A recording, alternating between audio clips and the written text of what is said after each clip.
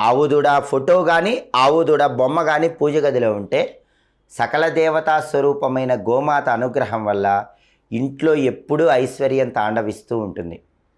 అలాగే పూజ గదిలో చిన్న ఛత్రం ఉంటే చాలా మంచిది. ఛత్రము అంటే గొడుగు అని అర్థం. వెండితో కానీ పంచలోహాలతో కానీ రాగితో కానీ చేసిన చిన్న గొడుగుని పూజ గదిలో ఒక మూల పెట్టుకోండి.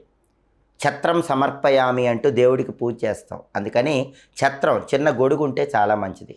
అలాగే చామరం. చామరం అంటే పూజ పూర్తయిన తర్వాత ఇలా భగవంతుడికి ఉపచారం చేస్తాం. చామరంతో ఇలా వీస్తాం.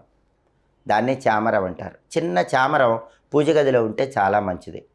అలాగే పూజ గదిలో పసుపు గవ్వలుంటే అద్భుత ఫలితాలు కలుగుతాయి.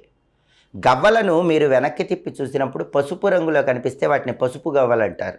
పసుపు గవ్వలు లక్ష్మీదేవికి చాలా ఇష్టం. ఏ ఇంట్లో అయితే పూజ గదిలో ఒక 9